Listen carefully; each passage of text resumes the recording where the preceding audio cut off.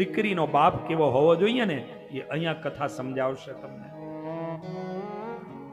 અને એટલા માટે ભગવાન સ્વામિનારાયણે એવું કીધું કે હર બાપ પોતાના દીકરાના સંબંધ કરવામાં કદાચ નહીં વિચાર કરે તો ચાલશે, પણ પોતાની દીકરીના જ્યારે સંબંધ કરે ને ત્યારે 100 વખત વિચાર કરીને પછી એના સંબંધ કરે.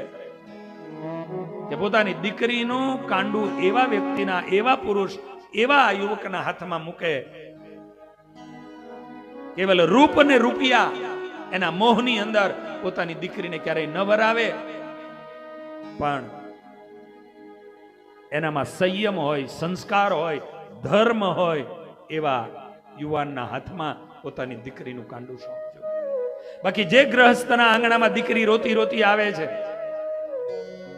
ગાય અને ગૌરી જે ગ્રહસ્થના આંગણામાં આંસુડા પાડે છે, એની જિંદગીના કરેલા સારા એ પુણ્યો બરીને રાખ થઈ જાય છે.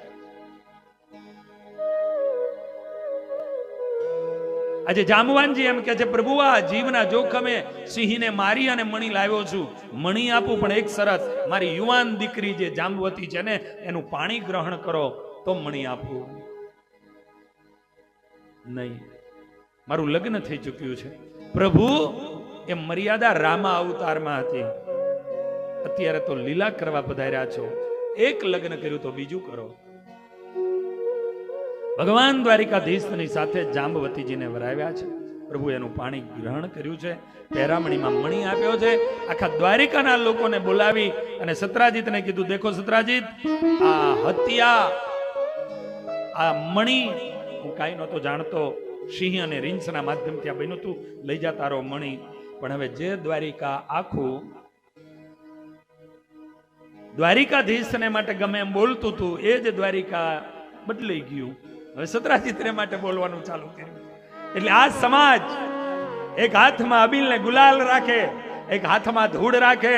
એ અબીલને ગુલાલ ઉડાડતા પણ પાછા ન વરે, અને એના એ જ લોકો તમારી ઉપર ધૂળ નાખતા પણ પાછા ન વરે. આ એ સમાજ છે. માટે હું કાયમ એવું કહું કે જે સ્થિતિમાં જીવતા હોય એ જ સ્થિતિમાં જીવવું.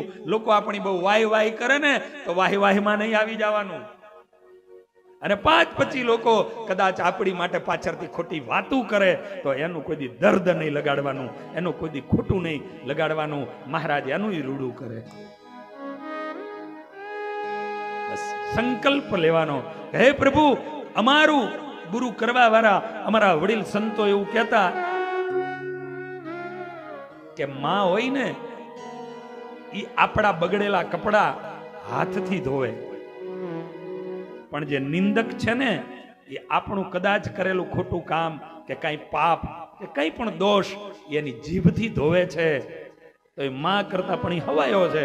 માટે આપણે કહેવું, હે પ્રભુ એનું રૂડું કરજો, એનું રૂડું કરજો. એની જીભથી આપણા મેલ, પાપરૂપી મેલ એની જીભથી ધોઈ રહ્યો છે.